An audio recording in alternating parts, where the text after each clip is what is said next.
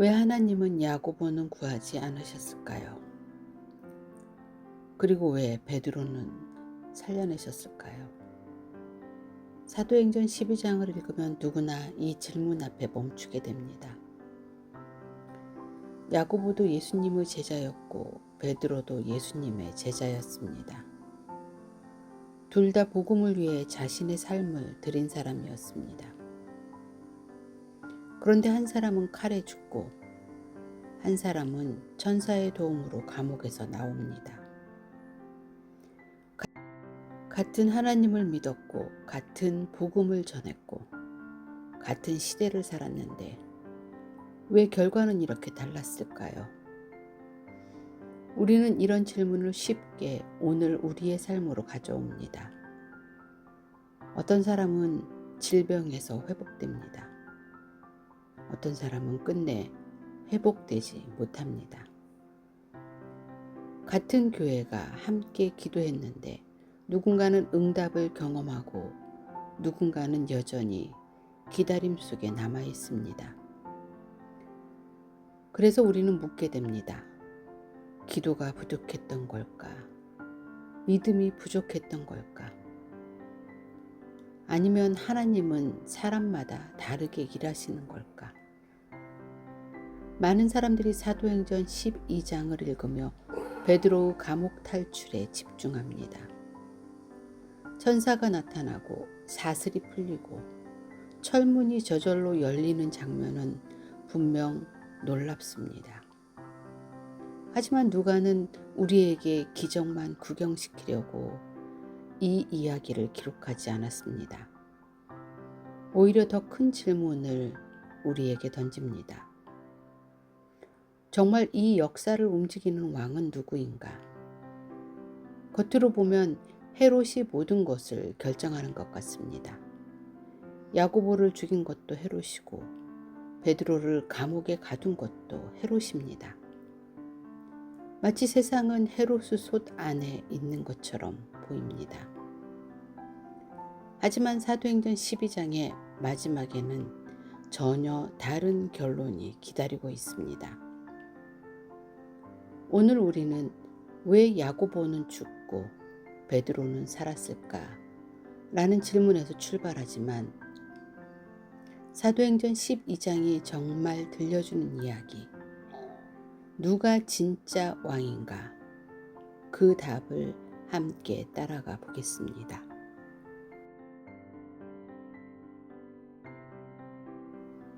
사도행전 11장은 참 희망적으로 끝났습니다. 안디옥 교회가 세워졌고 수많은 사람들이 죽게 돌아왔고 사람들은 그들을 처음으로 그리스도인이라고 부르기 시작했습니다. 복음은 점점 더 멀리 퍼져가고 있었습니다. 그런데 사도행전 12장을 펼치는 순간 분위기는 완전히 달라집니다. 성경은 이렇게 시작합니다.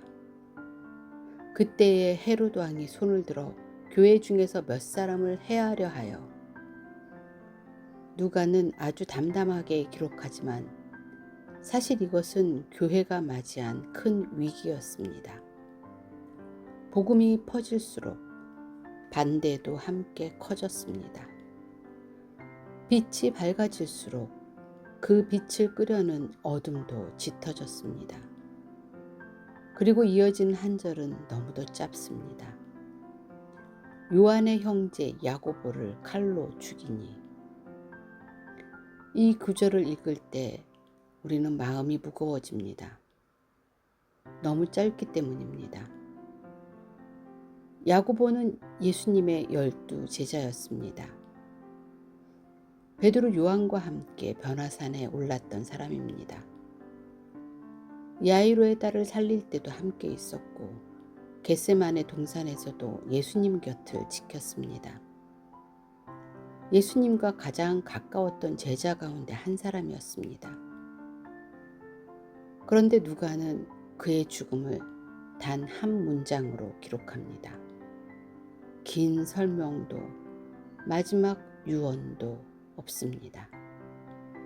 그저 칼로 죽이니 끝입니다. 처음 읽는 사람이라면 당연히 질문하게 됩니다. 왜? 왜 하나님은 막지 않으셨을까요? 예수님을 위해 평생을 바친 사람인데, 교회의 기둥 같은 사도인데, 왜 아무 일도 일어나지 않았을까요? 우리는 성경을 읽으며 이런 질문을 피하려고 합니다. 하지만 저는 오히려 이 질문을 피하지 말아야 한다고 생각합니다.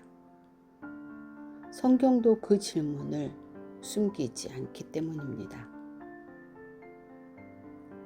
더 놀라운 것은 그 다음입니다. 헤롯은 사람들이 기뻐하는 것을 보았습니다. 성경은 말합니다. 유대인들이 이 일을 기뻐하는 것을 보고, 참 씁쓸한 장면입니다. 한 사람의 죽음이 정치적인 인기를 얻는 수단이 되어버렸습니다. 헤롯은 정의를 위해 행동한 것이 아닙니다. 백성들의 환심을 사기 위해 교회를 이용했습니다. 권력은 종종 옳은 것을 선택하기보다 사람들이 좋아하는 것을 선택합니다.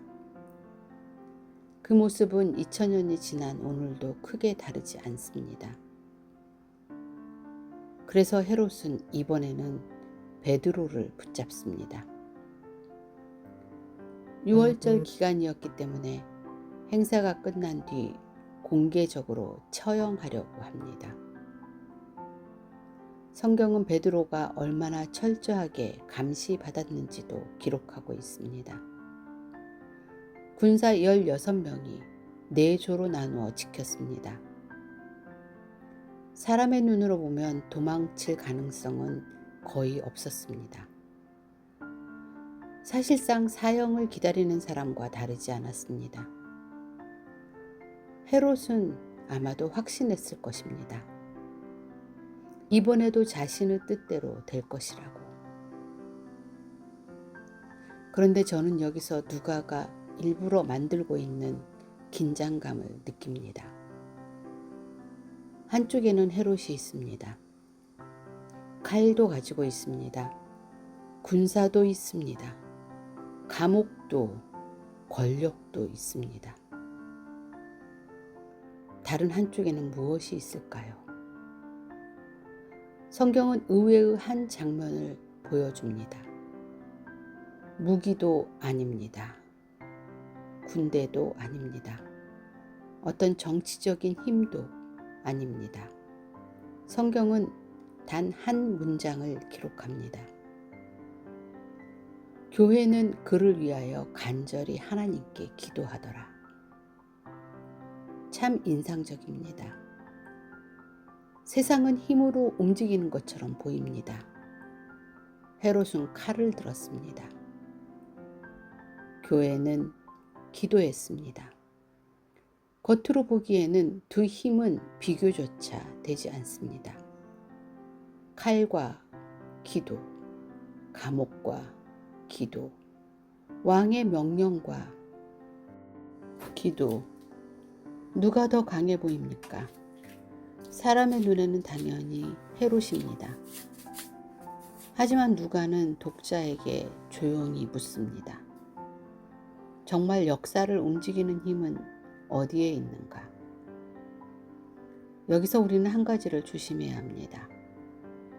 이 말씀을 읽으며 이제 교회가 기도했으니 베드로는 반드시 살아나겠구나 라고 생각하기 쉽습니다. 하지만 잠시 멈춰 보십시오. 불과 며칠 전 야고보도 하나님을 사랑하던 사람이었습니다. 분명 교회는 야고보를 위해서도 기도했을 것입니다. 그런데 결과는 달랐습니다. 그래서 사도행전 12장은 처음부터 기도의 성공 공식을 가리키는 이야기가 아닙니다. 오히려 우리를 더 깊은 질문으로 이끕니다. 하나님은 왜 같은 기도 앞에서도 다른 길을 허락하시는가? 누가는 아직 그 질문에 답하지 않습니다. 대신 독자에게 끝까지 이 이야기를 읽으라고 초대합니다. 왜냐하면 사도행전 12장의 답은 베드로의 구출 장면 하나가 아니라 이야기의 마지막까지 읽을 때 비로소 드러나기 때문입니다. 사형이 집행되기 바로 전날 밤이었습니다. 성경은 장면 하나를 보여줍니다. 베드로는 두 군인 사이에서 두 개의 쇠사슬에 묶여 잠들어 있었습니다. 이 장면을 읽을 때마다 조금 이상하다는 생각이 듭니다. 내일이면 죽을 수도 있는 사람입니다. 그런데 어떻게 잠을 잘 수 있었을까요? 우리라면 아마 잠을 이루지 못했을 것입니다. 내일을 걱정하며 밤을 새웠을지도 모릅니다. 하지만 베드로는 자고 있습니다. 성경은 그 이유를 설명하지 않습니다. 그러나 우리는 이미 그의 삶을 통해 한 가지를 알고 있습니다. 베드로는 더 이상 자기 인생을 자기 손으로 붙들고 있는 사람이 아니었습니다. 주님께 맡기는 법을 조금씩 배워가고 있었습니다. 그때 갑자기 천사가 나타납니다. 방안이 환해지고 천사는 베드로의 옆구리를 쳐 깨웁니다. 저는 이 장면이 참 인간적이라 웃음이 나옵니다. 천사가 나타났는데도 베드로는 깊이 잠들어 있었던 것입니다. 그리고 천사는 말합니다. 급히 일어나라. 급히 일어나라. 그 순간 쇠사슬이 저절로 풀립니다. 천사는 또 말합니다. 띠를 띠고 신을 신으라. 겉옷을 입고 따라오라. 여기서 흥미로운 점이 있습니다. 하나님은 모든 것을 대신해 주지 않으십니다. 쇠사슬은 하나님이 푸셨지만 신발은 베드로가 신어야 했습니다. 겉옷도 베드로가 입어야 했습니다.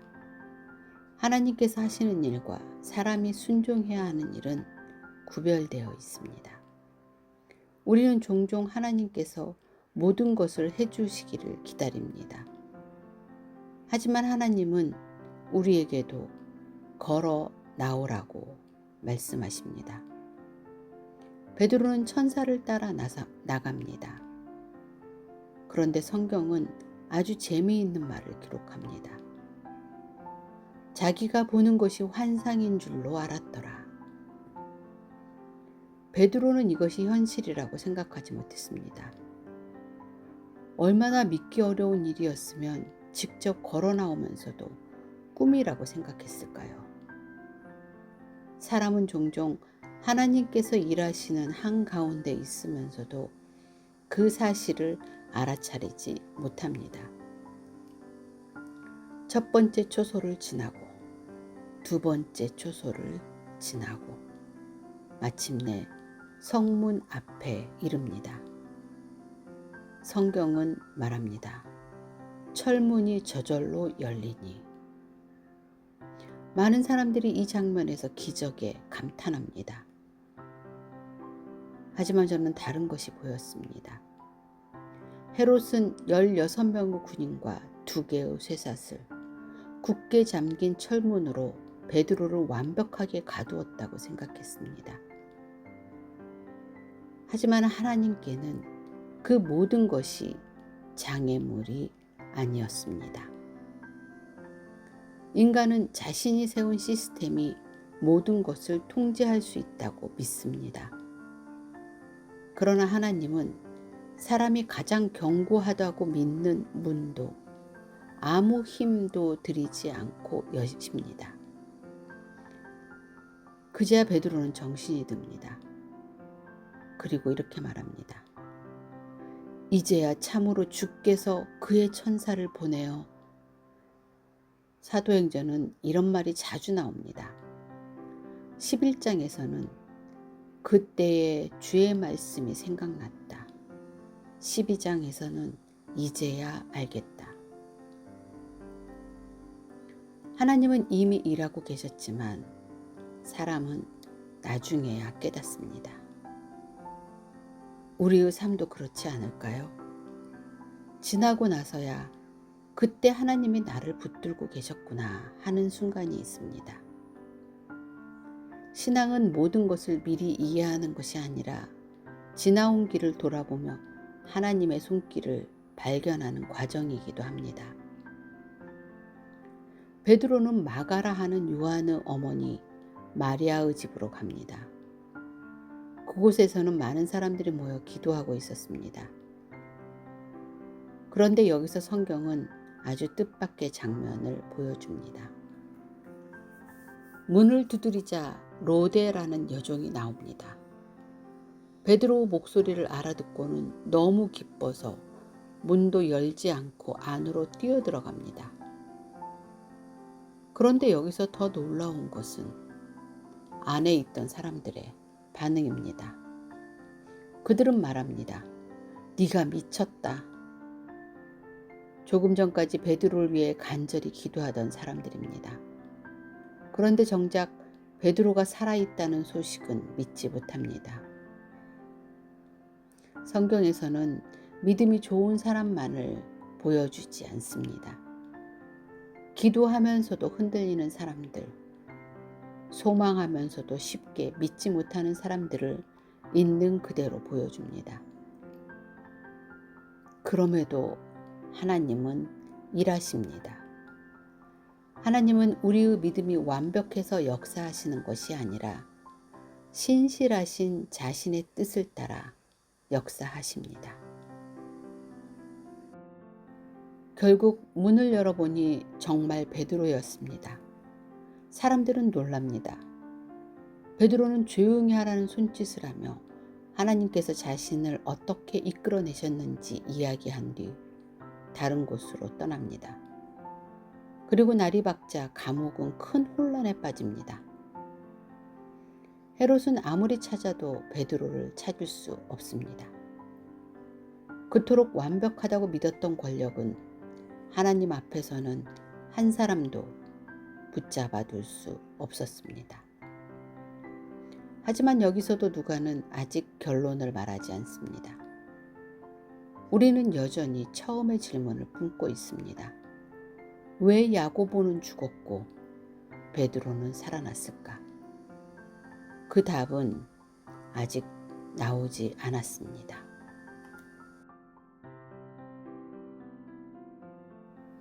누가는 마지막 장면에서 헤롯의 최후와 하나님의 말씀은 흥왕하여 더하더라는 결론을 통해 비로소 그 질문에 답하기 시작합니다. 많은 사람들이 베드로의 탈옥을 절정으로 생각하지만 누가는 그렇지 않습니다. 누가가 정말 하고 싶은 말은 25절이 아니라 24절에 있습니다. 하나님의 말씀은 흥왕하여 더하더라. 베드로는 사라졌습니다. 이제 성경은 다시 헤롯에게 시선을 돌립니다. 처음부터 이 이야기를 끌어왔던 사람입니다. 야고보를 죽였고 베드로를 감옥에 가두었고 모든 권력을 손에 쥐고 있던 왕. 사람들의 눈에는 헤롯이 승리한 사람처럼 보였습니다. 하지만 하나님은 아직 이야기를 끝내지 않으셨습니다. 헤롯은 두로와 시돈 사람들과 갈등을 겪고 있었습니다. 그러던 어느 날 왕복을 입고 연설을 시작합니다. 그리고 백성들은 외칩니다. 이것은 신의 소리요 사람의 소리가 아니라. 헤롯은 그 말을 막지 않았습니다. 자신을 높이는 사람들의 소리를 그대로 받아들였습니다. 사람은 참 이상합니다. 처음에는 칭찬을 듣습니다. 그러다가 어느 순간 그 칭찬을 믿기 시작합니다. 그리고 결국 자신이 하나님 자리에 서려고 합니다. 성경에서 말하는 교만은 하나님께 돌려야 할 영광을 자신이 받으려는 것. 이것이 교만입니다. 그래서 성경은 이렇게 기록합니다. 헤롯이 영광을 하나님께 돌리지 아니하므로. 이 한 문장이 헤롯의 삶을 설명합니다. 그의 문제는 권력이 많아서가 아니었습니다. 하나님의 자리를 대신하려 했다는 것. 바로 그것이 문제였습니다. 곧바로 하나님의 심판이 임합니다. 헤롯은 벌레에게 먹혀 죽습니다. 하지만 누가는 단순히 무서운 심판을 말하는 것이 아닙니다. 처음부터 이어져 온 질문에 답하고 있는 것입니다. 진짜 왕은 누구인가? 헤롯은 사람을 죽일 수 있었습니다. 감옥에 가둘 수도, 권력을 휘두를 수도 있었습니다. 그러나 자기 생명 하나는 지킬 수 없었습니다. 세상을 다스리는 것처럼 보였던 왕도 결국 하나님 앞에서는 피조물에 불과했습니다. 그리고 드디어 누가는 이 이야기의 마지막 결론을 기록합니다. 하나님의 말씀은 흥왕하여 더하더라. 놀랍지 않습니까? 야고보는 죽었습니다. 베드로는 감옥에 갇혔습니다. 교회는 핍박을 받았습니다. 세상은 교회를 무너뜨릴 수 있다고 생각했습니다. 그런데 누가는 이 모든 이야기를 마치며 헤롯이 이겼다고 말하지 않습니다. 베드로가 이겼다고도 말하지 않습니다. 하나님의 말씀이 흥왕하였다. 주인공은 언제나 하나님의 말씀이었습니다. 이것이 사도행전의 시선입니다. 우리는 사람의 성공과 실패를 봅니다.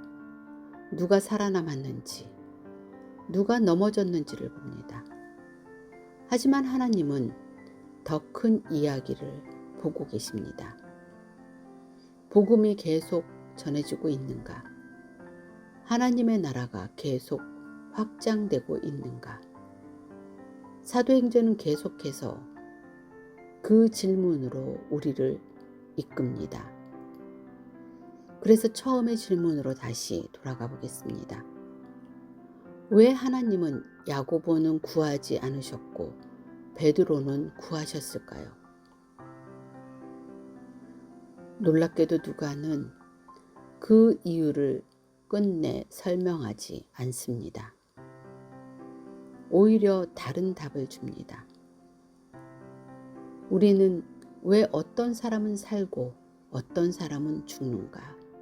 이것을 묻습니다. 하지만 사도행전은 그 모든 상황 속에서도 하나님의 나라는 멈추지 않는다고 말합니다. 우리의 질문은 한 개인의 결과에 머물러 있지만 하나님의 시선은 역사의 방향을 보고 있습니다. 그래서 사도행전 12장은 기적의 이야기도 순교의 이야기도 아닙니다. 하나님의 주권을 선포하는 이야기입니다. 세상은 왕이 역사를 움직인다고 믿습니다. 그러나 성경은 조용히 말합니다. 왕은 바뀌고 권력은 사라지고 사람은 죽습니다. 그러나 하나님의 말씀은 흥왕하여 더해집니다. 이것이 사도행전 12장이 오늘 우리에게 남기는 가장 큰 소망입니다. 성경을 삶의 언어로, 여기는 인사이드, 안쪽입니다. 오늘 우리는 사도행전 12장을 통해 사람의 권력은 지나가지만 하나님의 말씀은 결코 멈추지 않는다는 사실을 함께 묵상했습니다. 다음 시간에는 사도행전 13장을 함께 읽겠습니다. 사도행전은 여기서 또 하나의 큰 전환점을 맞이합니다. 예루살렘 교회를 넘어 복음이 세상으로 본격적으로 나아가기 시작합니다. 교회는 왜 사람을 보내는 공동체가 되었을까요? 그리고 하나님은 왜 바나바와 바울을 따로 세우셨을까요? 다음 영상에서 함께 묵상해 보겠습니다. 지금 화면에 보이는 영상을 이어서 보십시오.